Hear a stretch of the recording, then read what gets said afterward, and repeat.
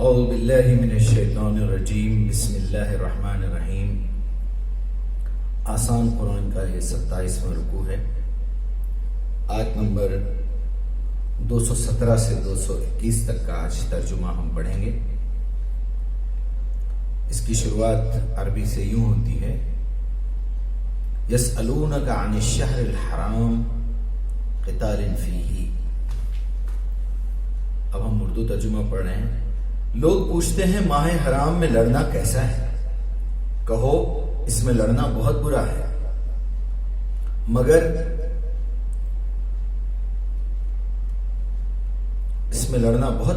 مگر راہ خدا سے لوگوں کو روکنا اور اللہ سے کفر کرنا اور مسجد حرام کا راستہ خدا پرستوں پر بند کرنا اور حرم کے رہنے والوں کو وہاں سے نکالنا اللہ کے نزدیک اس سے بھی زیادہ برا ہے، اور فتنہ خونریزی سے شدید ترین ہے۔ یہاں اس آیت کے اس ٹکڑے میں لوگوں نے پوچھا کہ جو مہینے حج کے ہیں اور جو 4 حرام مہینے ہیں، احترام والے مہینے ہیں، اس میں لڑنا کیسا ہے؟ تو اللہ تعالیٰ نے کہا کہ اس میں واقعی یہ بری بات ہے، لیکن جب لوگ ظلم و زیادتی کریں، حد سے بڑھ جائیں، کوئی فحش کام کریں، یا پھر مکے میں رہنے والوں کو وہاں سے نکالیں، جو لوگ حج اور عمرہ کے لیے آنا چاہتے ہیں ان کو روکے، تو یہ جو ہے اس سے بھی بڑا گناہ ہے۔ لہٰذا اگر وہ تم پہ حملہ کرنا چاہیں یا پھر وہ لوگ اس طرح کی کوئی ایکٹیویٹی کریں تو اس سے پھر ہم کو بھی لڑنا چاہیے۔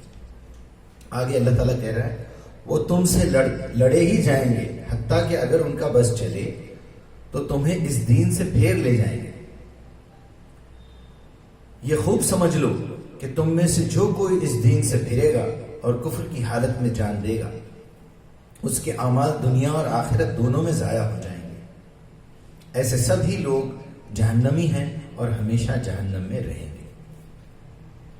اب یہاں مسلمانوں اور مومنوں کو جو ہے یہ دلاسا بھی دیا جا رہا ہے اور وارننگ بھی دی جا رہی ہے کہ دیکھو اس حالت میں وہ لوگ ہر طرح کی کوشش یہ کریں گے کہ تم راستے سے ہٹ جاؤ۔ اگر وہ لڑ کے تم کو ہٹانا چاہیں تو بھی یہ کر سکتے ہیں، یا پھر کوئی ایسی تدبیر چلیں گے، ایسی چال چلیں گے، جیسے کہ کافی آج بھی ہم دیکھتے ہیں کہ جب کوئی بندہ سیدھے طریقے سے نہ مانے تو اس کو پیسے کا لالچ دیا جاتا ہے، اس کو عورت کے چکر میں پھنسایا جاتا ہے، اس کو بہت کچھ راستوں سے ہٹانے کی کوشش کی جاتی ہے۔ آخری چال یہ ہے کہ برائی کو اچھائی بنا کے پیش کیا جاتا ہے کہ یہ بھی ثواب کا کام ہے، یہ بھی نیکی کا کام ہے، تاکہ آدمی اصل دین سے ہٹ جائے۔ یہاں اللہ یہی کہہ رہا ہے کہ دیکھو تم اپنے اصل دین سے پھر نہ جانا، اور جو کوئی پھرے گا اور کفر کی حالت میں مرے گا مسلمان ہونے کے بعد تو پھر اس کے اعمال دنیا میں بھی غارت ہو جائیں گے اور آخرت میں بھی، کیونکہ پہلے اللہ نے یہ کہا تھا کہ کافروں کو اللہ تعالیٰ دنیا میں ہی اس کا بدلہ دے دیتا ہے اگر کوئی اچھا کام وہ کرے، لیکن مومنوں کے لیے آخرت میں اس کا پھل ہے۔ تو یہاں یہ کہا جا رہا ہے کہ تم اگر ایمان لانے کے بعد پھر کفر میں مبتلا ہو جاؤ گے تو پھر تمہاری دنیا بھی خراب ہو گئی اور آخرت میں بھی تم کو کچھ نہیں ملے گا، بخلاف اس کے کہ جو لوگ ایمان لائے اور جنہوں نے خدا کی راہ میں اپنا گھر بار چھوڑا اور جہاد کیا اور رحمت الہی کے جائز امیدوار ہیں وہی لوگ، اور اللہ ان کی لغزشوں کو معاف کرنے والا اور اپنی رحمت سے انہیں نوازنے والا ہے۔ یہاں 2-3 بڑی باتیں بڑے شارٹ کٹ انداز میں کہی گئی ہے کہ اللہ کی راہ میں سب کچھ قربان کر دینا، اور کفار و مشرکین زیادہ تنگ کریں، آپ کی طاقت کمزور ہو، کم ہو ان سے، تو گھر بار چھوڑ کے جانا یا پھر ان سے جہاد کرنا یا جد و جہد کرنا۔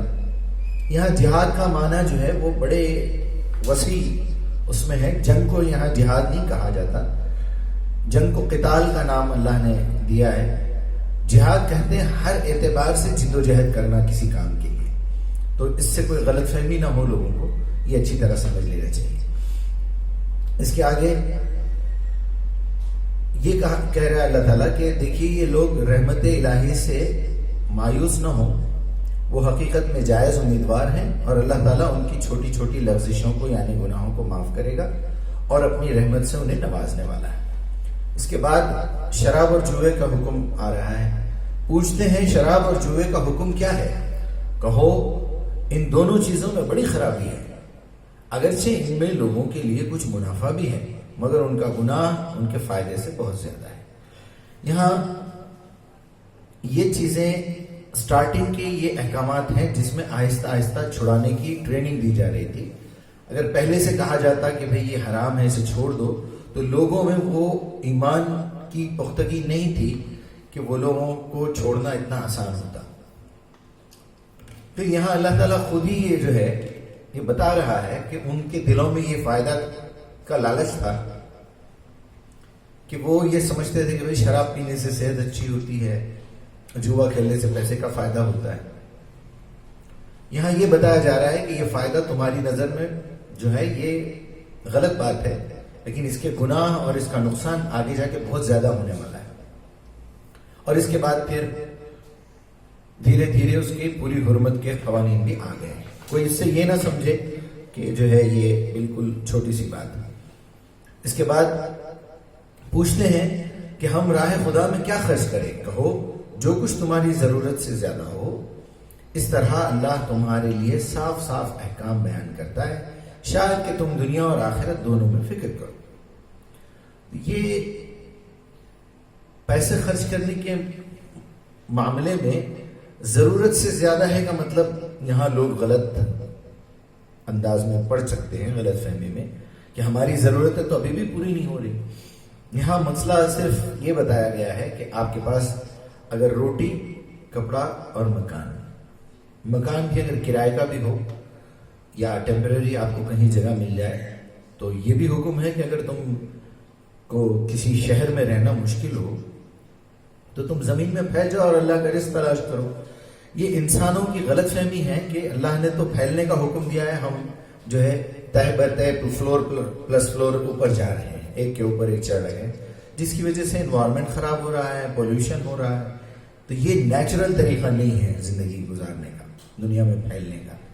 صحیح طریقہ یہی ہے کہ آدمی دنیا میں زمین کافی خالی پڑی ہے، ابھی بھی جو ہے 75% سے زیادہ زمین دنیا کی خالی ہے، انسان ابھی بھی جو ہے وہ 25% میں بھی نہیں ہے۔ تو لوگوں کو چاہیے کہ پھیلتے جائیں دنیا میں اور اپنا پیسہ لمیٹڈ جو آپ کی سب ضرورت ہے اس پہ خرچ کرے۔ زندگی میں ہمارے دو چیزیں ہیں، ایک ہے نیسیسریز اور ہے ایکسیسریز۔ تو ایکسیسریز میں نہ جائیں، آپ نیسیسریز پہ رہیں اور جو کچھ آپ کے پاس زیادہ ہے اگر کسی کو ضرورت ہے تو اس پہ خرچ کریں۔ اس کے بعد اور ایک سوال آیا کہ پوچھتے ہیں یتیموں کے ساتھ کیا معاملہ کیا جائے؟ جس طرز عمل میں ان کے لیے بھلائی ہو وہی اختیار کرنا بہتر ہے۔ یہاں لوگ ڈر گئے تھے جیسے ہی اللہ تعالیٰ نے یہ احکامات نازل کیے کہ بھئی یتیموں کا مال تم مت کھاؤ، تو جو لوگ ایمان لائے اور جو مسلمان ہو گئے ان کو یہ ڈر ہو گیا کہ یتیموں کا مال وہ بالکل الگ رکھتے، ان کو الگ کھلاتے پلاتے، ان کے ساتھ بالکل الگ رویہ کرتے۔ لہٰذا یہاں اللہ تعالیٰ نے ان کے بارے میں کلیئر کہہ رہا ہے کہ وہ جو بھلا طریقہ ہو، جو بھلائی سے تم کر سکو وہ طریقہ اختیار کرو۔ اگر تم اپنا اور ان کا خرچ اور رہنا سہنا مشترک رکھو، یعنی اگر آپ ان کے پیسے ملا کے اپنے پیسوں کے ساتھ ان کو اپنے ہی گھر میں رکھتے ہیں، کھلاتے پلاتے ہیں، تو سیدھی سیدھی بات ہے کہ ایک انسان کا خرچ اگر 10,000 روپئے ہے اور 5 لوگ رہتے ہیں اس میں سے ایک یتیم ہے، تو سیدھی سیدھی بات ہے کہ اس کا 2,000 روپیہ خرچہ ہے، وہ ڈیوائڈ کر سکتا ہے آدمی، اس حساب سے کام کرے۔ پھر اگر اللہ تعالیٰ آگے کہہ رہا ہے کہ آخر وہ بھی تو تمہارے بھائی بند ہیں، تو ان کے ساتھ گھریلو ماحول اور ان کو یہ احساس نہ ہو کہ ہم ان سے الگ ہیں، تو ان کے احساسات کو، جذبات کو ٹھیس نہ پہنچے، اس لیے اللہ یہاں کھلی اجازت دے رہا ہے کہ ان کے پیسے کو اپنے پیسے میں شامل کرو اور ان کو اپنے ساتھ رکھو۔ تو اس میں کوئی مذاکرہ نہیں، آخر وہ تمہارے بھائی بند ہی تو ہیں۔ برائی کرنے والے اور بھلائی کرنے والے دونوں کا حال اللہ پر روشن ہے۔ یہاں آپ کا دل جانتا ہے کہ آپ یتیم کے مال میں سے کتنا کھا رہے ہیں اور کتنا اس کو چیٹ کر رہے ہیں۔ اگر آپ اس کے ساتھ زیادہ نرمی کا برتاؤ کریں گے تو اس میں آپ کے لیے زیادہ خیر ہے۔ اللہ چاہتا تو اس معاملے میں تم پر سختی کرتا، مگر وہ صاحب اختیار ہونے کے ساتھ ساتھ صاحب حکمت بھی ہے۔ یہاں اللہ تعالیٰ چاہتا تو قوانین سخت بھی کر سکتا تھا، لیکن اللہ تعالیٰ اس کے ساتھ ساتھ جو ہے وہ با اختیار ہونے کے ساتھ ساتھ وہ صاحب حکمت بھی ہو، پالیسی بھی اچھی چلتا ہے۔ تم مشرک عورتوں سے ہرگز نکاح نہ کرنا جب تک کہ وہ ایمان نہ لائیں۔ ایک مومن لونڈی مشرک شریف زادی سے بہتر ہے، اگرچہ وہ تمہیں بہت ہی پسند کیوں نہ ہو۔ یہاں بڑی ایک ٹیکنیکل بات بتائی جا رہی ہے۔ اب دنیا خاص طور پہ مسلمان جو ہیں فرقوں میں بٹ رہے ہیں، اور اکثر عشق اور محبت کے چکر میں لوگ نہ تو عقیدہ چیک کرتے ہیں، نہ تو مذہب چیک کرتے ہیں، نہ تو اس کے عقائد چیک کرتے ہیں، بس شادی کر لیتے ہیں، نکاح کر لیتے ہیں۔ یہاں اللہ تعالیٰ یہ کہہ رہا ہے کہ اگر تم موحد ہو، توحید والے ہو، تو دیکھنا کہ وہ بھی توحید والی ہی ہو، بھلے وہ ایک غلام کی لونڈی ہی کیوں نہ ہو، ایک غلام کی بیٹی لونڈی ہی کیوں نہ ہو، وہ ایک مشرک شریف زادی سے کہیں بہتر ہے، اگرچہ کہ وہ تمہیں بہت زیادہ پسند ہو۔ یہاں عورتوں کو پھر آگے یہ حکم دیا جا رہا ہے، اور اپنی عورتوں کے نکاح مشرک مردوں سے کبھی نہ کرنا جب تک کہ وہ ایمان نہ لے آئے۔ ایک مومن غلام ایک مشرک شریف زادے سے بہتر ہے۔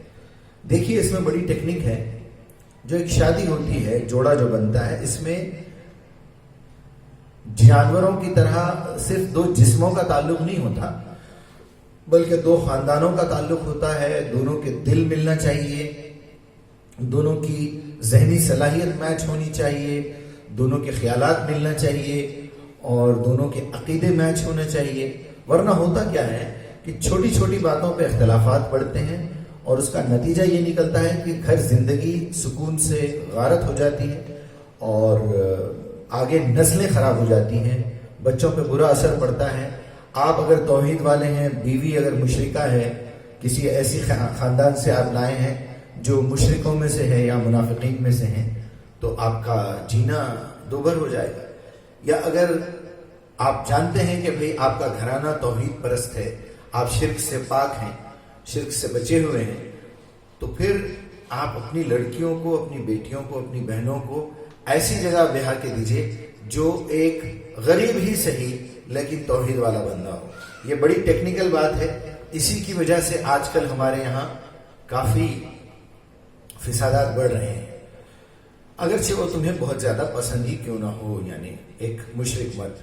اس کے آگے یہ لوگ تمہیں آگ کی طرف بلاتے ہیں، اور اللہ اپنے اذن سے تمہیں جنت اور مغفرت کی طرف بلاتا ہے، اور وہ اپنے احکام واضح طور پر لوگوں کے سامنے بیان کرتا ہے۔ توقع ہے کہ وہ سبق لیں گے اور نصیحت قبول کریں گے۔ یہاں پورا کنکلوژن کر کے بتایا جا رہا ہے کہ دیکھو یہ کفار و مشرکین جو ہیں اپنی جھوٹی رسم و رواج اور اپنے جھوٹے عقائد کی طرف تم کو مائل کرنے کی کوشش کریں گے، لہٰذا اس طرح تمہیں وہ آگ کی طرف بلاتے ہیں، اور اللہ تمہیں جنت اور مغفرت کی طرف بلاتا ہے، اور وہ احکام واضح طور پر تم لوگوں کے سامنے بیان کر دیتا ہے۔ ہو سکتا ہے کہ تم اس سے سبق لو اور نصیحت قبول کرو۔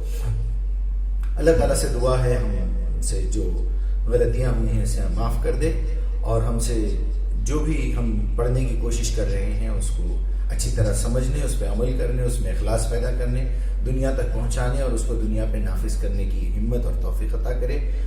اور اللہ تعالیٰ سے یہ دعا ہے کہ ہم سب کو قرآن کو سمجھ کے پڑھتے رہنے، اس کو قائم رکھنے کی ہمت اور توفیق عطا کرے۔ وآخر دعوانا ان الحمدللہ رب العالمین۔ میری گزارش ہے کہ اس کو سبسکرائب کریں اور لائک کریں اور شیئر کریں۔